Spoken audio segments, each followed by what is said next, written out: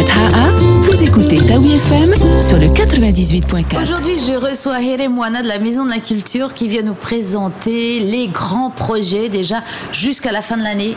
Parce qu'après, il va y avoir évidemment plein de choses. Alors. Oui, alors déjà, dans un premier temps, présenter deux manifestations qui se dérouleront juste après le Festival du Moneuil et juste oui, avant. Qui commence demain. Qui commence jeudi, plus exactement. Ah oui, j'étais déjà en avance d'un jour, moi. Oula. Et il y a le Salon du Livre aussi. Bientôt, on arrive dans la période du Salon du Livre. Donc, deux manifestations. Tout d'abord, la 8e édition du Hurata Paeru, et puis le festival musique et danse que l'on a lancé l'an dernier.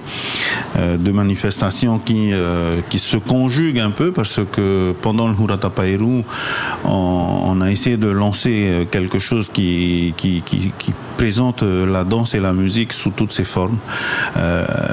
Ça a donné naissance donc tout d'abord à juste des expositions avec des artisans, des fabricants d'instruments, et la manifestation, tout comme le Hurata Paeru, a grossi d'année en année. Et l'an dernier, on a lancé ce festival musique et danse. Donc voilà, finalement, vous avez séparé les deux événements. Donc festival musique et danse. Alors on voit quand même que c'est plus contemporain puisque l'affiche, bon, elle est très flashy. Et puis on voit un petit jeune qui fait un peu de hip-hop qui saute avec un rock, tango, ukulélé. Là, c'est quand même plus traditionnel, bien que aussi, ça soit très flashy. Oui, parce que le Hurata Paeru, c'est un concours différent de ce que l'on connaît habituellement, notamment avec un concours que l'on souhaitait différent du Heiva, de par la configuration des groupes d'une part, et d'autre part, c'est aussi lié à, comment dirais-je, à la liberté que peuvent prendre les chorégraphes pendant ce concours. Parce que ça a beau être cadré, il y a des critères, il y a quand même une liberté dans la chorégraphie. Tout à fait. Déjà, les groupes sont constitués quasiment du même nombre de personnes, puisque les groupes sont limités à 30 personnes maximum, 5 ou 6 musiciens, 20 danseurs-danseuses, 3 chanteurs, et donc ils se battent un peu à armes égales, quoi. Voilà, tout est déjà cadré. Voilà. Sur les chorégraphies et les pas de danse, il n'y a pas de pas imposés, alors qu'au Heiva, le règlement prévoit les pas qui peuvent être exécutés dans le cadre de cette compétition, qui se veut quand même beaucoup plus traditionnel que le Hurata Paeru. Mais quand même, le Hurata Paeru, c'est souvent un tremplin pour aussi les gens qui vont se présenter au Heiva. C'était un des objectifs que l'on s'était fixé dès le départ, deux objectifs principaux.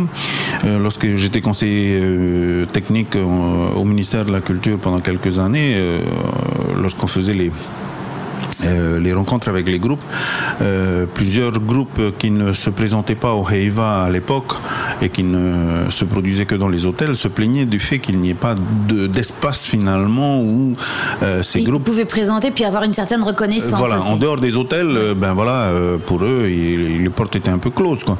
Donc l'idée de monter un concours est née à ce moment-là, et lorsque je suis arrivé à la direction de la Maison de la Culture en 2002, on a commencé à réfléchir à ce concours, on l'a mis en place, et puis ça a pris de l'ampleur. La première année, il n'y avait que 9 groupes. Aujourd'hui, on est à 31 groupes. Oui, vous êtes obligé d'ailleurs de dire bon, ça suffit, oui. C'est clos. On est sur 2 semaines de compétition, et puis effectivement, ça a été un tremplin pour plusieurs groupes. Je rappelle que des groupes comme Haiti, Tamariti Perui, Hitireva, Tamaritu Apet, tous ces groupes-là se sont fait connaître d'abord. Ils sont venus se frotter au Hurata Paeru d'abord. Et c'était un des objectifs, bien sûr, de servir de tremplin pour les groupes avant de franchir quelque part le pas vers la scène de Toata qui reste. Et puis le concours aussi, le fait d'être jugé, c'est toujours impressionnant. C'est aussi une façon de s'aguerrir, quoi. Tout ça, c'est pour ça qu'on parle vraiment de porte d'entrée ou de tremplin vers le Heiva au niveau du Hurata Paeru. Bien que ça ne soit pas d'une qualité inférieure. Non, pas du tout. Je pense pas. Mais ça reste différent, voilà. Et je crois que les groupes ont bien compris que pour se lancer avant le Heiva, s'aguerrir, se faire un peu les dents et tout, le Hurata Paeru était un passage pas obligatoire, mais recommandé, quoi. Oui, puis même pour les groupes, savoir que tout le monde doit venir tous les jours, être à l'heure, et aussi au sein des groupes. Oui, ça on avait trop discipline, souvent, lors des précédents Heiva, des groupes qui se montaient comme ça, une année fait, ou deux et puis qui disparaissaient. Alors que là, le fait il y a une pérennité quand même. Voilà, il y a quand même une pérennité. Puis ça offrait dans le calendrier des groupes un autre rendez-vous que celui du Heiva, et ça permettait donc de maintenir quelque part une petite base pour garder la cohésion du groupe d'une année sur l'autre, quoi. Donc même si les groupes ne se présentent pas au Heiva, même s'ils n'ont pas de contrat dans les hôtels ou qu'ils n'ont pas d'autres lieux où se produire, au moins ils ont cet objectif. Voilà, le fait de se préparer pour le Huratapairu permet toujours de garder la cohésion des groupes, quoi. Et là, les critères pour s'inscrire, c'était la date limite. La date limite qui était donc fixée au 25 octobre, mais on regardait un peu le calendrier avec beaucoup d'inquiétude, parce que on commençait à se dire, il va falloir que l'on fasse le Huratapairu sur 3 semaines si on dépassait les 35 groupes. Oui, parce que j'ai vu passer un petit entrefilet vers septembre déjà. Attention, on est plein. Oui, voilà, non, mais c'est bien. Ça prouve que les groupes ont inscrit ça quelque part. Et puis qu'il y a une reconnaissance de ce concours. Donc il a lieu du 29 novembre au 7 décembre, tous les soirs, quasiment. S'agissant des soirées éliminatoires, oui. Et ensuite, les finales sont prévues le 8 décembre, le samedi 8 décembre. 2 soirées. 7 ou 8 Non, 8 décembre, les finales pour le Huratapairu. Ce sont donc, il y a 6 soirées éliminatoires, et le samedi, donc, une soirée. Où là, ils remettent tout en jeu. On remet en jeu. En fait, les 3 premiers, apparemment, les 3 premiers en OTA se retrouvent pour une finale où là leur programme est jugé dans son ensemble à nouveau avec une remise à zéro des compteurs. Le jury peut apprécier à nouveau le spectacle et voir s'il y a eu des adaptations ou si on n'a pas eu, s'il y a eu des améliorations, etc., etc. Et donc il y a une nouvelle notation qui est faite et un classement qui est donc celui de la finale. Et surtout qu'il y a des beaux cadeaux quand même. Oui, il y a des prix qui sont intéressants. Oui, c'est pas encore les prix du Heiva, mais voilà, ça reste. C'est des prix qui permettent de. Alors l'entrée, c'est tout à fait raisonnable, c'est 1500 francs. Tout à fait, 1500 francs. Les ventes commencent jeudi en vente exclusive pour les groupes. Donc vendredi à partir de vendredi pour le public. Et donc il va falloir faire vite parce que je rappelle que l'an dernier toutes les soirées étaient à guichet fermé. Ils se battent. Et donc voilà, je crois que cette année on va avoir une belle édition encore avec des groupes connus comme Heiti encore, Manahau, Tamariki Poerani, le Pupu Tahapé qui revient, d'autres groupes moins connus aussi, comme Vailea, Tehonuhau, et puis un groupe que l'on n'a pas revu sur les planchers depuis bien longtemps, c'est le groupe de Tiareno Beachcomber, voilà, des groupes qui ont participé au Heiva. Donc un beau programme encore cette année. Alors là, on continue avec le festival Musique et Danse. Alors ça se passe comment, puisque c'est du 27 novembre au 1er décembre, c'est en plein dans le Huratapairu? Alors ça se passe en journée avec des artisans qui sont là, des tatoueurs, des fabricants d'instruments. Il y a des stands, des artistes qui sont invités à venir se produire. Donc il y a une petite scène, où est-ce qu'ils vont danser par exemple Il y a une scène sur le papa, le public se met autour du papa et peut donc participer. Des instruments sont même à leur disposition pour ceux qui veulent faire un petit bœuf, voilà. Des démonstrations aussi, on veut aussi une participation du public, mais de salsa, de tango, etc. Alors ce sont des groupes qui se sont inscrits là? Il y a des écoles, le conservatoire qui viendra aussi faire des démonstrations.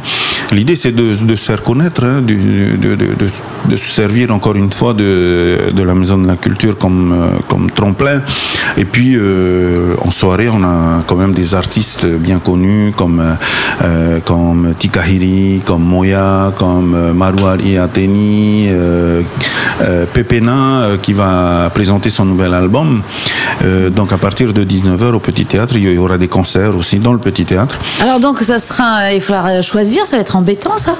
Faire non, c'est pas tout à fait le même public quand même entre le Hurata Paeru et puis là c'est un public un peu différent, mais toute la journée à partir de 10h30 il y aura des animations avec des périodes aussi où on demandera au public de participer. Le samedi il y aura un thème beaucoup plus centré sur le ukulélé avec des démonstrations de ukulélé de l'école ukulélé Tupuna, pas mal de choses. Là il n'y a pas de concours, il n'y a pas de critères. Mais le public est invité à venir. Tous les groupes pouvaient s'inscrire. Enfin, on a fait un programme cette année. L'an dernier, on ne savait pas trop où on allait. Et puis, là, on s'est rendu compte que là, il valait mieux quand même faire un programme pour que les gens, comment dirais-je, puissent découvrir, bien sûr, ce qu'on propose. Il y a de la musique, il y a de la danse tahitienne, bien sûr, du Ori Tahiti avec Tahiti Ora et la fédération de Ori Tahiti que je tiens à remercier. Il y aura des concerts organisés par Magic City, des jam sessions, des démonstrations de danse, de la salsa, de la bachata, du tango argentin, Annie Fein aussi, l'école de danse Annie Fein qui viendra en danse moderne. Il y aura de la danse hawaïenne. Voilà, c'est très éclectique. Oui, c'est vraiment le festival qui a permis. C'est gratuit en plus. C'est gratuit, donc les gens pourront venir. Et puis, comment dirais-je, il y a aussi, bien sûr, tout ce qui peut être fait autour de la musique. Donc il y aura des sessions de percussion traditionnelle avec de la capoeira aussi, vraiment un peu de tout, des concerts encore une fois de jeunes talents. Donc là on invitera des jeunes complètement inconnus à venir. Alors ils sont déjà inscrits ou comment ça s'est passé? Il faudra venir s'inscrire. On essaie c'est encore ouvert. C'est encore ouvert. Il faudra passer. Nous aurons aussi les gagnants du concours Upanui grâce à un partenariat avec l'UPJ qui viendront faire des démonstrations. Donc, et puis, bien sûr, faire pas des cours, mais inviter le public à faire une petite démonstration. Voilà. Et puis, comment dirais-je, le conservatoire qui sera présent, bien sûr, avec à la fois la chorale menée par Emmanuel Vidal qu'on ne présente plus, un petit concert de cordes, voilà, que c'est simple. Voilà, ça va être très éclectique. Très éclectique. Il y aura du rock, justement, oui, c'est ce qui est du reggae, ça va changer. La musique classique. Il y aura le public va être au rendez-vous. Il y était déjà l'année dernière. L'an dernier, il y a eu du monde. Oui, on a été un peu surpris voilà, un public très jeune d'ailleurs. Et puis on a nous-mêmes découvert des talents comme ça qui étaient complètement inconnus, qui étaient des jeunes, notamment le fait lycéens. qu'il n'y ait pas de compétition, ça permet aussi peut-être de se libérer. Il y a aussi, par exemple, un petit pool de musiciens qui est sur place. Et l'an dernier, on a vu, par exemple, un jeune guitariste venir et dire voilà, j'aimerais bien jouer. Est-ce que vous pouvez m'accompagner? Donc les musiciens sont allés s'installer. On jouait avec lui. Ça donnait un petit moment très sympa, un petit quart d'heure comme ça d'improvisation. Super, voilà. Donc c'est aussi ça qu'on souhaite, c'est que des jeunes qui ont l'habitude de jouer contre eux, soit à l'école, soit en famille, qui puissent venir s'exprimer. Il y a une sonorisation, il y a du public et puis ils jouent. Voilà. Il y a tout. Écoute, on va se donner donc rendez-vous à partir du 27 pour ce festival, dans les jardins de la Maison de la Culture, et ça c'est jusqu'au 1er décembre. Et en même temps, il y a le Hurata Paeru à partir du 29 jusqu'au 7 décembre. Beau programme. Oui. Merci. Allez, je montre un petit peu les photos. Allez, à bientôt. Merci, Heremwana. Merci, Martine. Merci aux auditeurs de Taoui FM. Taoui FM, la meilleure radio du Fénouo.